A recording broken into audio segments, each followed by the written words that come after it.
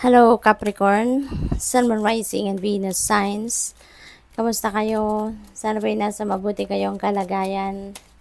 Welcome back po sa Star Tarot. Kung bago kayo dito, welcome din kayo. Thank you sa inyong support. I truly appreciate that. God bless you all. Capricorn, you are what you think. So think positive thoughts, okay? Kasi kung anong nasa 3D reality ninyo, anong nakikita ninyo, no, sa buhay ninyo.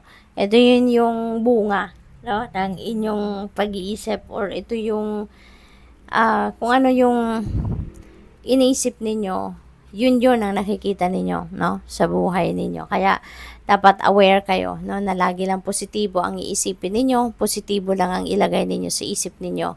Mga positibong bagay lang para talagang positibo din, no, yung lumabas sa 3D reality ninyo, okay? Your loved ones are guiding you from above. Ayan, nagpaparamdam, no, sa inyo ang mga mahal ninyo sa buhay na nasa other side na, no, na nandiyan sila. Ginagabayan ka, you know, baka nagdadasal kayo, no, nagabayan talaga kayo, na lagi kayong bigyan ng kalinawan sa inyong isipan, gabayan kayo sa mga araw-araw ninyo, no, maaaring dadasal kayo sa kanila, kaya this could be mensahe para sa inyo, no, na nandiyan sila, no, ginagabayan nga kayo. What else? We have, do not be afraid to follow your dreams. Okay? Parang kanta ito Don't be afraid to follow your dreams. Ang ganun. Hindi ko alam kung tama yung lyrics. Pero sounds like yung kanta nga ito, no, Capricorn. So, huwag kayong matakot. Huwag kayong matakot na tuparin ang inyong mga pangarap or mag-take action kayo towards realization of your dreams. Kasi sayang din naman, diba?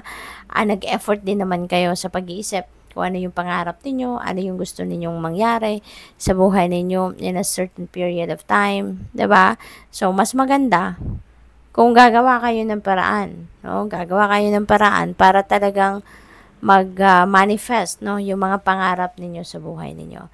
Mas maganda na dalhin ninyo talaga yung mga pangarap ninyo sa inyong realidad, 'di ba, Capricorn? Kaya wag kayong matakot na mag-take action para makalapit kayo doon sa inyong mga pangarap. Your angels will only give you the challenges that you are capable of handling. Okay? So, paalala ito sa inyo, no? Na hindi kayo bibigyan ng mga challenges kung hindi niyo ito kayang solusyonan, hindi niyo kayang i-handle, hindi niyo ito kayang i-manage, 'di ba? Kaya wag kayong mag-alala. Okay? Don't worry. Don't worry. Ang mahalaga dito, isipin ninyo anong magagawa ninyo para masolusyonan ninyo ang problema. Ang isipin ninyo paano kayo mag-move forward, 'di ba? Na masolusyonan ninyo or makalusot kayo sa mga challenging situation na ito. Rather than focusing on what the challenges are talaga na kinakaharap ninyo, no? So, what else? Listen to your inner voice, to your own inner voice. Your knowledge is within you. Okay? Pakinggan ninyo yung sarili ninyo. Marami na kayong pinagdaanan, no? You've gone through a lot of hardships in life na you've gone through a lot of challenging situations na sa buhay ninyo. Marami na kayong wisdom, marami na kayong learnings, no? Na na-accumulate sa buhay ninyo. Kaya marami na kayong alam. So, kung ano man yung mga alam na ninyo yon, ano na yung wisdom ninyo, i-apply ninyo yon sa sarili ninyo. Pakinggan ninyo ngayon yung inner voice ninyo. Pakinggan ninyo ngayon yung soul ninyo, yung sarili ninyo, because alam niya kung ano na ang dapat ninyong gawan. I-apply ninyo yan sa inyong mga sitwasyon sa ngayon. Okay?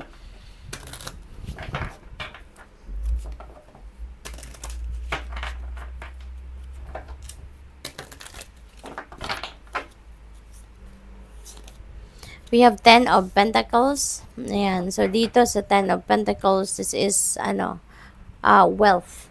This is kaperahan, kayamanan. Maaaring ang iba sa inyo dito is receiving money. maybe receiving additional wealth, no? Maaring ganon. At saka, this is also about kaperahang pangpamilya, no? Yan ang napipick up ko. Maybe meron kayong ima-manage na negosyo ng pamilya, or baka meron kayong kapamilya siguro na merong pamana. Maaring this is a huge amount of money. At maaring yan ang pinag-uusapan na ng pamilya ngayon, no? Yung hati-hati ninyo. So siguro, maaring nag-uusap-usap na kayo sa ngayon about that money. So pwedeng ganon. Possible then, ang iba sa inyo dito, Capricorn, maybe you already have established the financial security and stability ninyo for the long term. At maaaring na-establish ninyo na dito yung inyong financial future. Masasabi nyo na sa ngayon na kaya nyo nang suportahan ang inyong pamilya, no? For the long term. So, maaaring nandoon na kayo sa puntong talagang nakapag-save na kayo, nakapag-invest na kayo. Yung ganon. So, we have 4 of Cups. Ayan. So, dito sa 4 of Cups, feeling siguro kayo dito? Feeling indifferent. No? Maaring may mga dissatisfaction kayo sa buhay na nararamdaman. Maaring meron kayong mga hindi, alam mo yun, may mga frustration, may mga bagay kayo na ina-expect na hindi nag-come to fruition, yung mga ganun ba, no? Kaya you are feeling indifferent sa ngayon. So, tignan natin kung ano pang ganap. 2 of Wands. Ayan. So, you're getting an opportunity dito to progress, to continue on, no? So, siguro, may realization dito ang iba sa inyo, Capricorn, no? Siguro may iisip ninyo na sayang naman, 'di ba? Ng oras, panahon, no, na gugugulin ninyo dito sa pagiging indifferent, sa frustration ninyo, sa dissatisfaction ninyo, 'di ba? Wala namang mangyayari. Hindi kayo magpo-progress kung doon kayo magfo-focus. Kaya maring maiisip ninyo na parang hindi ito tama. Parang hindi ito na nararapat na yun ang pagtuunan ko ng pansin. So, siguro you are going to take action. You're going to make plans. Sa ngayon, instead, maaring magdidiskarte kayo ngayon. Anong gusto ninyo mangyari, then I'm going to take action towards that. So, siguro magpaplano kayo sa ngayon, mag-strategize, so, maaring magpaplano kayo sa ngayon. Now, what I'm going to do next? Ano ang magagawa ko ngayon so that I will progress, so that ma-realize ko sa buhay ko yung mga gusto kong makita sa 3D reality ko. So, siguro there's more of thinking sa ngayon na gagawin ng iba sa inyo, no? And you're heading towards growth. You're heading towards progress. Pagkatapos ng pagpaplano, siguro magte-take action na talaga kayo para mangyari, no?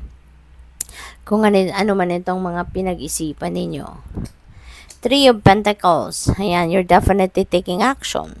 Ayan, pagkatapos ng pagpaplano, maaaring hindi kayo magpapapigil at talagang sisimulan yung gawin ito, kung ano man ito mga plano ninyo, and you are definitely going to take action. Maaari din na meron dito makakatulong sa inyo, no? Baka meron din makikipag-collaborate sa inyo rito, or baka kayo yung makikipag-collaborate sa kung kanino man, maaaring ganun ang ganap dyan. We have Hierophant. Ayan, so may mga blessings na dadating sa inyo rito. So, maaaring yung mga blessings na to could be the resources that you need para matupad ninyo kung ano man itong mga plano ninyo. Baka yung mga blessings na to, maaaring ito yung mga tao na kakailanganin ninyo ang tulong along your journey, or mga bagay, no, that will support your plans dito, no? So, good luck sa'yo. What else? We have 6 of Pentacles. Ayan. So, meron kayong maganda dito sa 6 of Pentacles. Ano ito ang iba sa inyo dito nangangailangan ng tulong, nangangailangan ng support. At merong magbibigay sa inyo. Merong magbibigay sa inyo. At kung kunyari pera ang kailangan ninyo rito, you will get that. No, people will come towards you para siguro magbayad ng utang. Kung may pautang kayo, merong tutulong talaga ng pera, merong magpapautang, Or baka meron din windfall of money na maaring dumating din sa inyo ngayon, Capricorn, para masuportahan yung mga pangangailangan ninyo sa ngayon. At saka, ang maganda rito, merong blessing na dadating sa inyo. Tapos, that will be more than enough para sa iyo. No? More than enough yan para sa iyo. Kaya, meron ka ding blessing na meron ka ding maibi-bless sa iba. Meron ka ring maitutulong pa sa iba. You know, yung kukunin mo lang kung anong kailangan mo, kung anong para sa'yo, at saka yung matitira, maaaring makakapag-save ka pa ng kahit konti. And, you know, you're gonna make sure na mayroon ka pa ring maitutulong sa iba. So, good luck. Thank you for watching. Love and light. Namaste.